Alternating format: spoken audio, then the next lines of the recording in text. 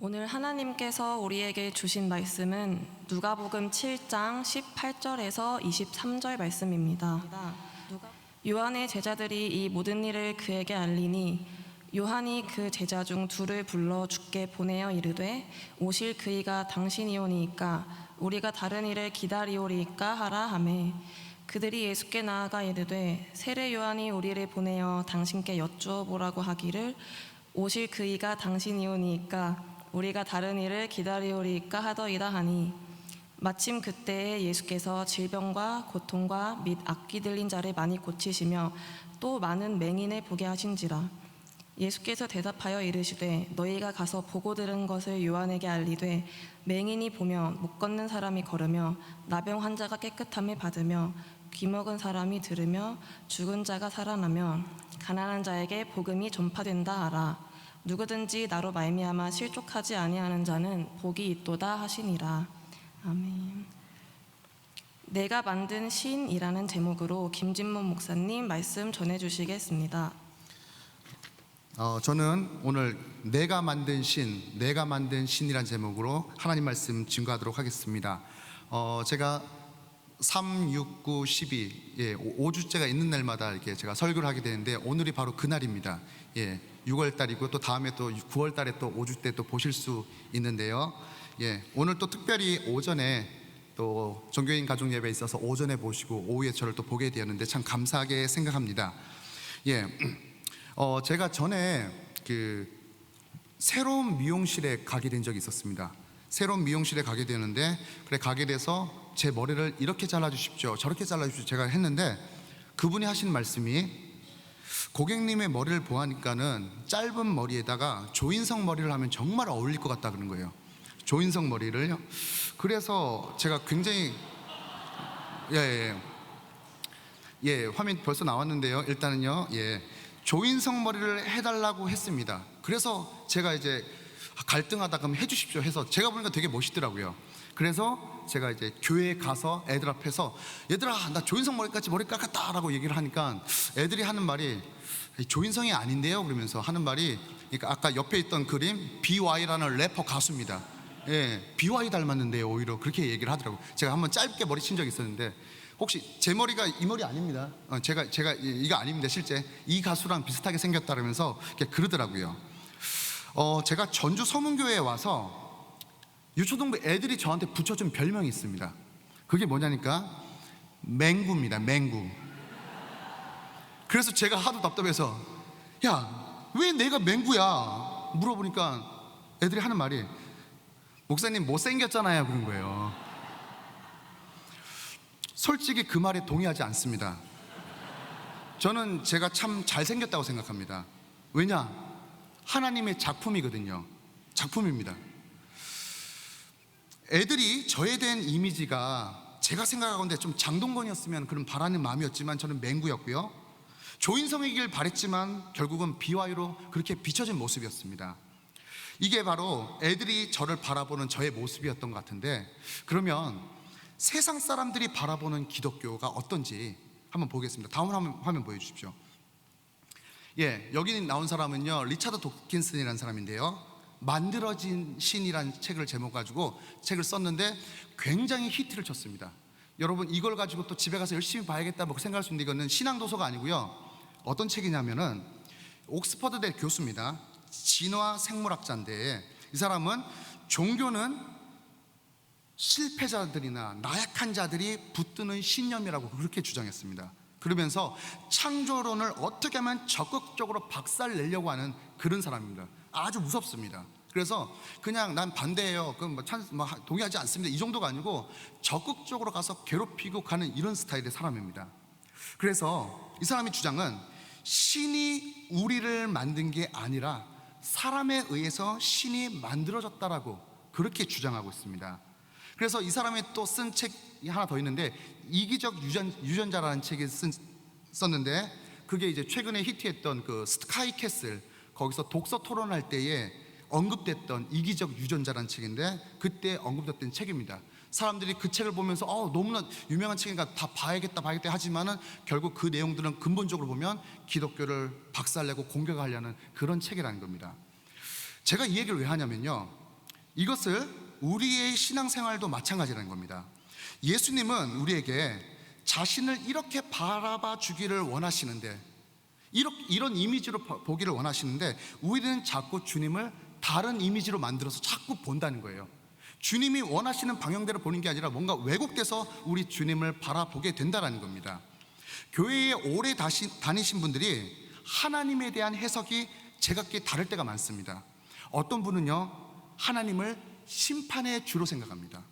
또 어떤 분은 하나님을 사랑의 주님이라고 생각하고 있고요, 또 어떤 사람은 하나님을 복 주시는 분으로 생각합니다.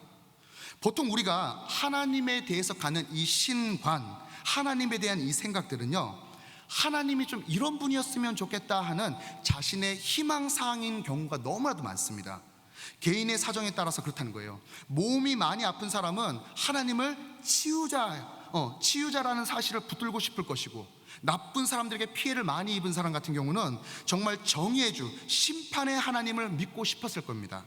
그런데 하나님은 이런 분이었으면 하는 그런 희망사항은 시간이 좀 지나게 되면 어떻게 되냐, 하나님은 이런 분이어야 한다는 잘못된 자기 신념으로 굳히기가 쉽다는 겁니다.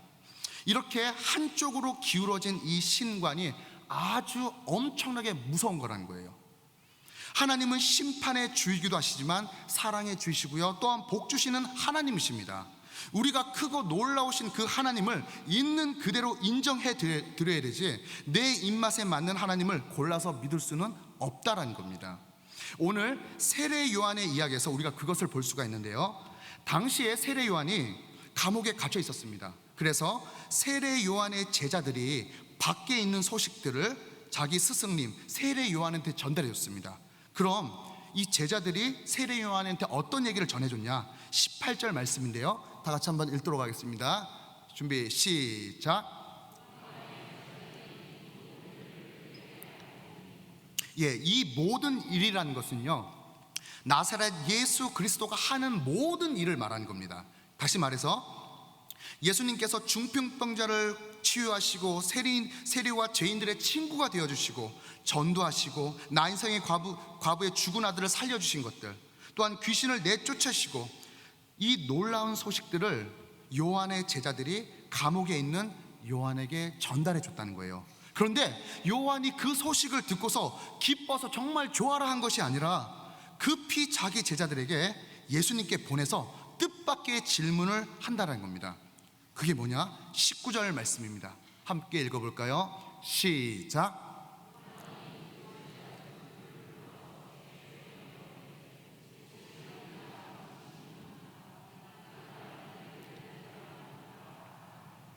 이 질문이요, 예수님을 보고 당신이 진짜 메시아가 맞습니까? 하는 그런 질문입니다.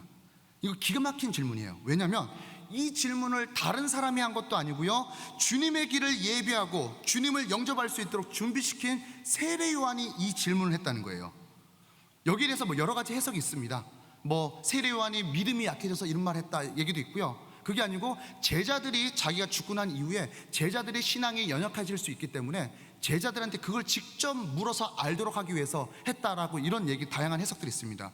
그런데 정말 중요한 것은 뭐냐, 세례요한이 그 생각을 했다는 얘기를 떠나가지고 그 시대 때 살았던 모든 사람들이 다 똑같이 그렇게 생각했다는 거예요. 이것은 마치요, 대통령 비서실장이 대통령이 오십니다 그래 놓고선 대통령이 들어오시니까 당신 대통령 맞습니까? 이렇게 하는 질문하고 똑같다는 거예요. 예수님에 대해서 가장 확신해야 될 사람이 물음표를 던지고 있다는 겁니다. 왜 이런 일이 일어났을까? 세례 요한이 자신의 제자들을 통해서 예수님에 대한 사역에 대한 이 보고를 들었다는 거예요. 그런데 그것들이 자신이 기대했던 메시아의 생각과 달랐다는 겁니다.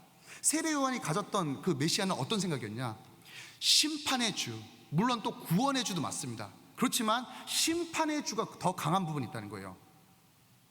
당시 구약시대 때의 이스라엘 백성들은요, 수많은 외적, 이 침입을 받아서 시달려 왔기 때문에, 그래서 세례 요한을 비롯해서 모든 유대인들이 기대했던 메시아는 모세와 같은, 다윗과 같은 군사적인 영웅을 원했습니다.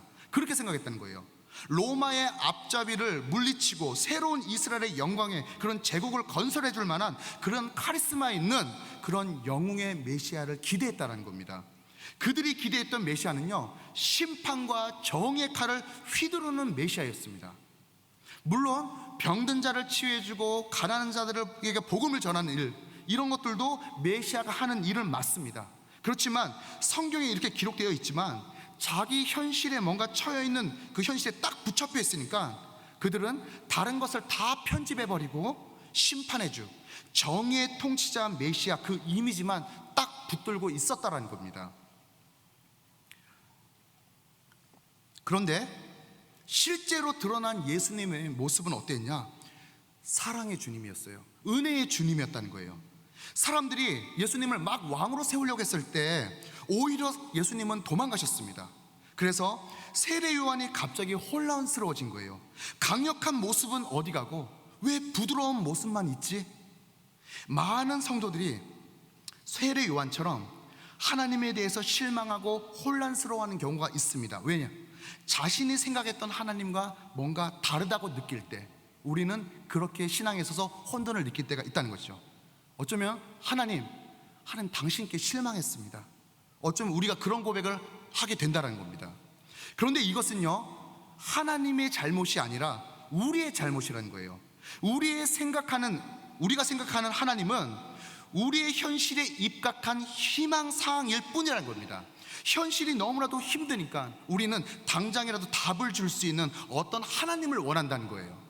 당장 내 입맛에 맞춰져서 현실을 돌파할 수 있는 그런 하나님이 되어줘야 내 속이 뭔가 확 풀리겠는데 그렇지 않으니까 답답하다는 거예요. 세례 요한이 그러했다는 겁니다. 사는 현실이 너무나 힘드니까 당장 군사적인 그런 영웅 메시아가 와줘야 되는데 주님은 그저 보니까 용서만 해주고 사랑만 해주고 치유해 주시고 원수들 사랑하고, 이게 답답했다는 거예요. 그래서 오실 메시아가 당신입니까? 라고 물어봤다는 겁니다. 이건 어쩌면 진짜 몰라서 묻는 게 아니라 어쩌면 당신께 실망했습니다, 이건 내가 생각하는 예수님이 아니잖아요, 이런 생각도 될 수 있다는 거예요. 만약에 제가 세례 요한이었다면 어쩌면 저는 막 화를 냈을지도 모릅니다. 주님, 이게 뭡니까? 보통 사람과 다르게 구별된 삶을 위해서 광야에서 살고 주님을 위해서 이렇게 예배하는 사역을 내가 평생을 준비했는데 이게 뭡니까? 어쩜 화를 냈을지도 몰라요. 여러분, 계속해서 21절 말씀 한번 보도록 하겠습니다. 시작.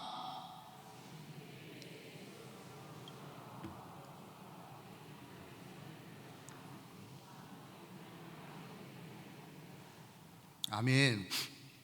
예수님께서 세례 요한의 제자들에게 그 질문을 받으시는 그때에 예수님은 병든 자들을 와서 막 치료해주고 계셨고요, 귀신 들린 자를 고쳐주시고 맹인들을 막 보게 하셨습니다. 그런 사역의 현장을 보여주셨습니다.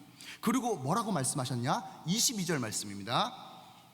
시작. 예수께서 대답하여 이르시되,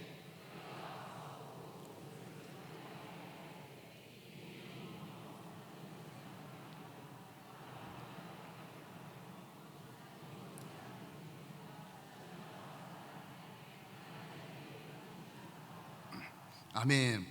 그러니까 하시는 말씀이 병자, 가난한 자들에게 복음을 전하고 맹인들에게 보게 되는 것을, 니네들이 본 것을 그대로 전해라, 이렇게 말씀하셨어요. 이 말씀은 무슨 말이냐? 결국 이사야서에 다 예언된 말씀이었다는 거예요. 이사야서 61장 1절 말씀입니다. 어떤 말씀이 있는지 읽겠습니다. 시작. 주 여호와의 영이 내게 내리셨으니 이는 여호와께서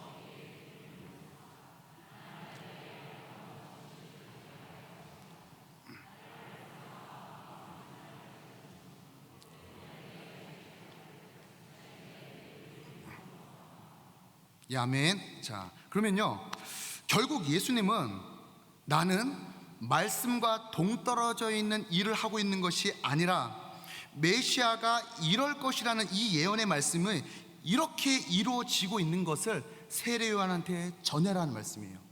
이미 말씀에 언급되어 있는데 내가 그대로 하고 있다라는 거예요. 그대로 전하라는 말씀이에요. 세례 요한이 이것을 믿지 않은 이유는 군사적인 영웅을 기대했던 자신의 신관과 맞지 않아서였습니다. 여러분도 그런 것이 없습니까? 자기와 뭔가 안 맞는 것은 다 편집해버리는 내가복음. 마태복음, 누가복음 아니고요, 내가복음이에요.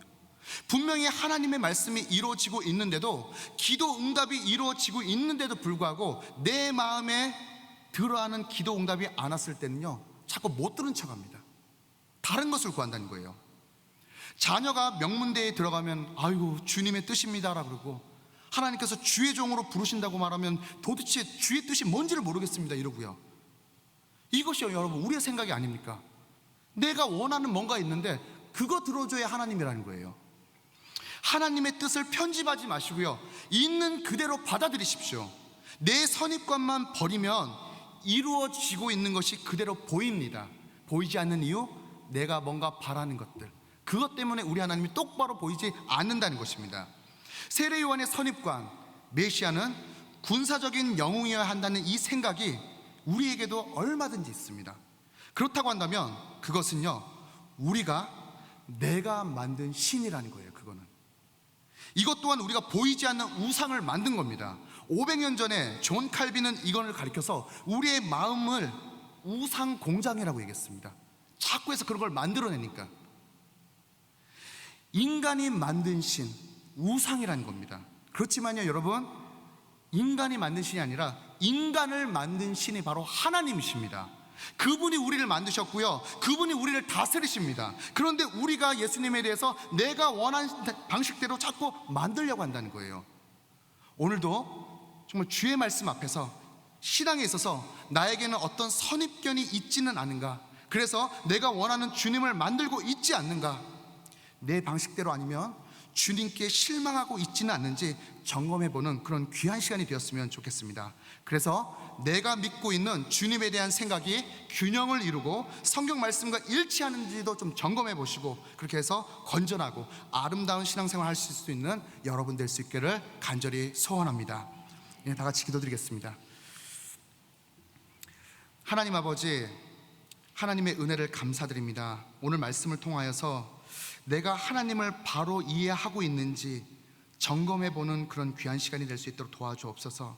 하나님에 대한 나의 선입견으로 인하여서 내가 뭔가 잘못된 이미지로서 하나님을 만들어내고 내가 그것이 우상으로 되어서 하나님을 섬기고 있지는 않은지 하나님 말씀을 통해서 깨우쳐 주시기를 원합니다.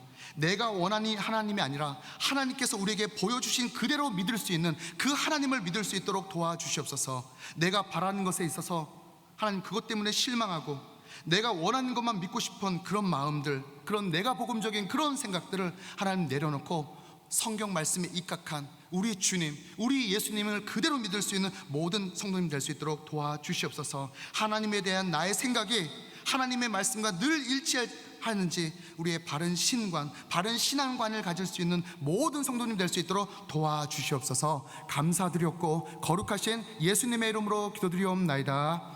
아멘.